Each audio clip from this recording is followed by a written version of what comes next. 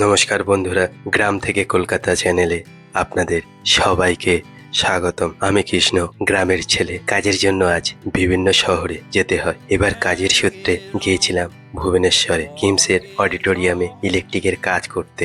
এই সফরের কিছু সুন্দর মুহূর্ত আজ আপনাদের সঙ্গে ভাগ করে নিচ্ছি।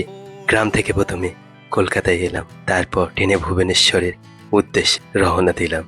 নতুন শহর, নতুন মানুষ, সবকিছুই ছিল নতুন এক অভিজ্ঞতা। ভুবনেশ্বরে গিয়ে সবচেয়ে ভালো লেগেছে শহরের পরিচ্ছন্নতা, রাস্তা ঘাট পরিষ্কার, অনেক জায়গায় সুন্দর আলপনা আর দেয়ালে ভারতের বিভিন্ন রাজ্যের সাংস্কৃতিক নাচের ছবি আঁকা। শহরটাকে খুব সুন্দরভাবে সাজিয়ে রাখা হয়েছে। কিমসের এই অডিটোরিয়ামে আমরা ইলেকট্রিকের কাজ করেছি। সেই কাজের কিছু দৃশ্য এই ভিডিওতে রয়েছে।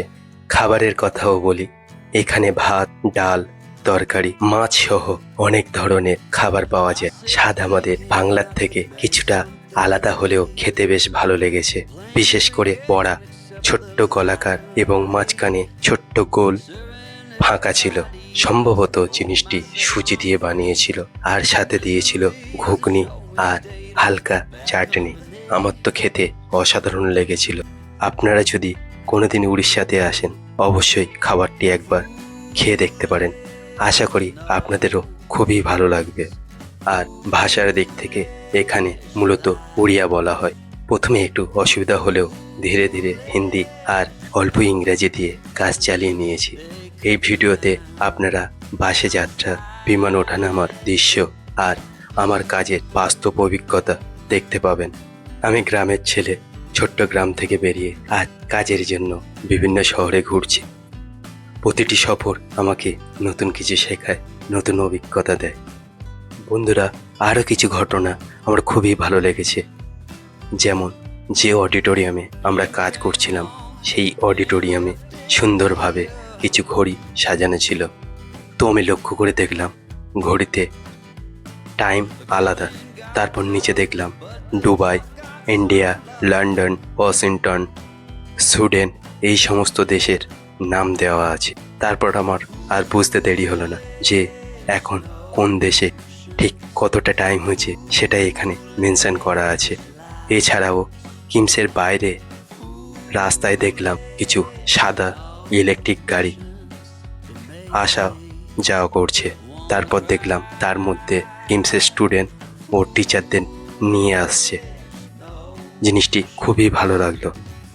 আর আমি অডিটোরিয়ামে যে কাজটার জন্য গিয়েছিলাম, ডিএমএক্স লাইট, তো আমার কাজ ছিল ওয়ারিং করা। কারণ আমরা ইলেকট্রিশিয়ান, সেই হিসাবে স্পিকার ওয়ারিং, স্মোক ডিটেক্টর যে ওয়ারিং হয়, ক্যামেরা ওয়ারিং, সমস্ত রকমের ওয়ারিং আমরা জানি এবং আমাদের করতে হয়, কিন্তু ইনস্টলেশন আমরা করতে পারি না। তো কোম্পানি থেকে আমাকে বলেছিল বক্সের ওই সাইডে 13টা ডিএমএক্স লাইট হবে এবং এই সাইডে 13টা ডিএমএক্স লাইট হবে, এবং অডিটোরিয়ামের দুতলাতে এই কর্নারে একটা ডিএমএক্স লাইট এবং ওই কর্নারে একটা ডিএমএক্স লাইট। আর নিচে একটা বক্সের মতো ছিল যেখানে থেকে কন্ট্রোল করা হবে। বলল যে কন্ট্রোলারটা এখানেই হবে, এখান থেকে সাউন্ড কন্ট্রোল করে, এখান থেকে সাউন্ড কন্ট্রোল করে ডিএমএক্স লাইটগুলোও কন্ট্রোল করতে পারবে। আমি আমার কাজের অভিজ্ঞতা এবং সমস্ত কিছু আপনাদের সাথে শেয়ার করলাম। যদি আমার ভিডিওটি ভালো লাগে, চ্যানেলটি সাবস্ক্রাইব করবেন, পাশে থাকবেন এবং আপনার মূল্যবান কমেন্টটি অবশ্যই করবেন। আপনার কাছে হয়তো মনে হতে পারে আপনার কমেন্টটা শুধুমাত্র একটা কমেন্ট, কিন্তু আমার কাছে সেটা না। কারণ আপনার একটা কমেন্ট আমাকে ভিডিও বানাতে অনুপ্রাণিত করে। তাই আপনি আপনার মূল্যবান কমেন্টে আপনার নাম এবং ঠিক কোন জায়গা থেকে আপনি ভিডিওটি দেখছেন অবশ্যই লিখবেন। আর যদি আমার ভিডিওটি ভালো লেগে থাকে, যদি আমাকে দিয়ে কাজ করাতে চান, স্ক্রিনে আমার যোগাযোগ নাম্বার দেওয়াই রইল, যোগাযোগ করতে পারেন। আর বন্ধুরা, আপনাদের সাথে আর একটি কথা আমি শেয়ার করতে চাই। আমি গ্রাম থেকে কলকাতাতে কাজে গিয়েছিলাম। তো যোগাযোগের জন্যে আমি একটা মোবাইল নিয়েছিলাম।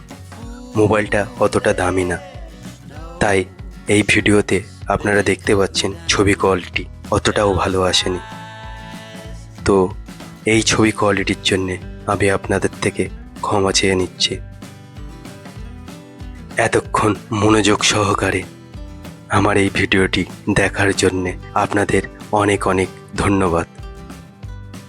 দেখা হবে পরবর্তী কোনো এক নতুন ভিডিওতে নতুন অভিজ্ঞতার সাথে। ততক্ষণের জন্যে আপনারা ভালো থাকুন, সুস্থ থাকুন, এটাই কামনা করি। ধন্যবাদ।